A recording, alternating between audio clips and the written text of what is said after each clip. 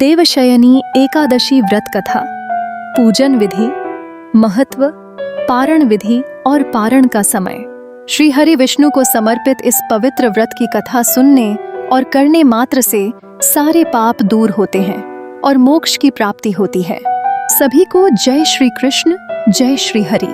आज हम बात करेंगे उस पावन तिथि की जब स्वयं भगवान विष्णु 4 महीने के लिए योग निद्रा में चले जाते हैं, जिसे हम देवशयनी एकादशी या आषाढ़ शुक्ल एकादशी भी कहते हैं। इस व्रत का पालन करने से समस्त पापों से मुक्ति, पुण्य की प्राप्ति और जीवन में सुख, शांति, समृद्धि का आशीर्वाद मिलता है। और हाँ, अगर आपको हमारी यह कथा और जानकारी अच्छी लगे तो हमारे चैनल PS भक्ति टाइम्स को जरूर सब्सक्राइब करें, ताकि ऐसी ही और पवित्र कथाएं, भक्ति गीत और व्रत महिमा की कहानियां आप तक पहुंचती रहें। हिंदू पंचांग के अनुसार आषाढ़ मास की शुक्ल पक्ष की एकादशी को देवशयनी एकादशी कहते हैं।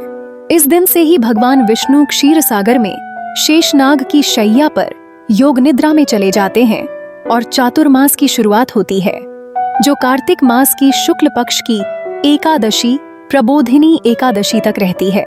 माना जाता है कि इन 4 महीनों में सभी मांगलिक कार्य जैसे विवाह, गृह प्रवेश आदि वर्जित रहते हैं, क्योंकि स्वयं भगवान विश्राम कर रहे होते हैं। आइए सुनते हैं देवशयनी एकादशी व्रत कथा।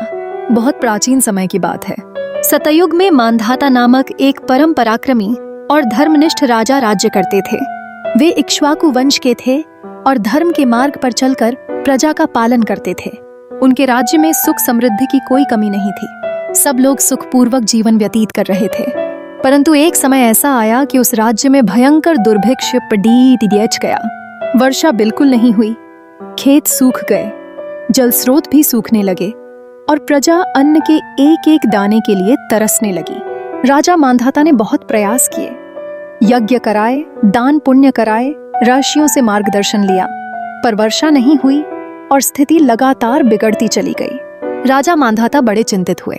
उन्हें यह समझ में नहीं आ रहा था कि ऐसा क्यों हो रहा है, जबकि वे सदैव धर्म का पालन करते थे और प्रजा का भला चाहते थे।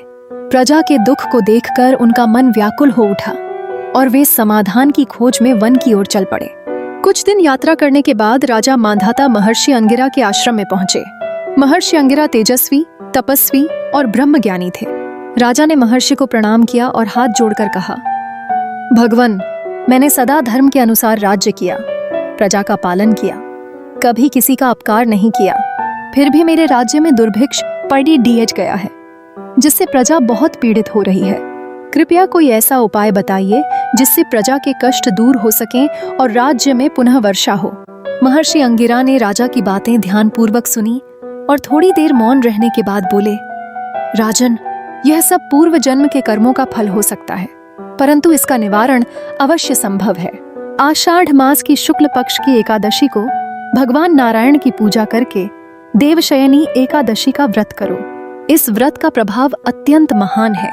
इसके पुण्य से समस्त पाप नष्ट होते हैं और सब मनोकामनाएं पूर्ण होती हैं। इस व्रत को करने से निश्चित ही वर्षा होगी और प्रजा के सभी कष्ट समाप्त होंगे। राजा मांधाता ने महर्षि अंगिरा की बातों को श्रद्धा पूर्वक स्वीकार किया। वे अपने राज्य लौट आए और आषाढ़ शुक्ल एकादशी के दिन विधि पूर्वक व्रत का पालन किया। उन्होंने उपवास किया, भगवान विष्णु का पूजन और भजन किया, रात्रि जागरण किया और भगवान की कथा का श्रवण किया। व्रत का प्रभाव अद्भुत था। जैसे ही राजा मांधाता ने व्रत का पालन पूर्ण किया, उसी समय आकाश में काले घने बादल छा गए और मूसलाधार वर्षा होने लगी। जल से तालाब, नदियां और खेत भर गए। धरती फिर से हरियाली से ढक गई। प्रजा हर्ष से भर उठी और सबने राजा मांधाता की भूरी भूरी प्रशंसा की। वर्षा के साथ ही राज्य की सारी समस्याएं दूर हो गईं। प्रजा सुख शांति से रहने लगी और चारों ओर आनंद छा गया। राजा मांधाता ने समझ लिया कि भगवान विष्णु की उपासना और देवशयनी एकादशी का व्रत कितना प्रभावशाली है। यही है वह पावन कथा जो आज भी यह सिखाती है कि भक्ति, श्रद्धा और सत्कर्मों से बड़ा संकट भी दूर हो सकता है और जीवन में सुख शांति लौट सकती है। आइए जानते हैं पूजन विधि। प्रातः स्नान करके भगवान विष्णु का ध्यान करें और मन में संकल्प लें, मैं देवशयनी एकादशी का व्रत रखूंगा और भगवान विष्णु की पूजा करूंगा। भगवान विष्णु की प्रतिमा या चित्र को पीले वस्त्र पर स्थापित करें। पास में कलश स्थापित करें जिस पर नारियल रखें और रोली, चावल, पुष्प से पूजन करें। दीपक जलाएं और भगवान को पीले फूल, तुलसी दल, पंचामृत, रतु फल आदि अर्पित करें। भगवान विष्णु को दूध से बनी मिठाइयाँ, फल, पंजीरी, खीर का भोग अर्पित करें। इस दिन देवशयनी एकादशी की कथा अवश्य सुने या पढ़ें। भगवान विष्णु की आरती करें और पूरे विश्व के कल्याण की कामना करें। इस दिन प्रातः काल से लेकर अगले दिन पारण तक व्रत रखा जाता है। कोई व्यक्ति निर्जला व्रत कर सकता है या फलाहार व्रत कर सकता है। व्रत में चावल, दाल, गेहूं, मसाले, तामसिक भोजन वर्जित होते हैं। आइए जानते हैं पारण का समय और उसकी विधि। देवशयनी एकादशी तिथि 2025। प्रारंभ 5 जुलाई 2025। शाम 6:58 बजे। समाप्त 6 जुलाई 2025।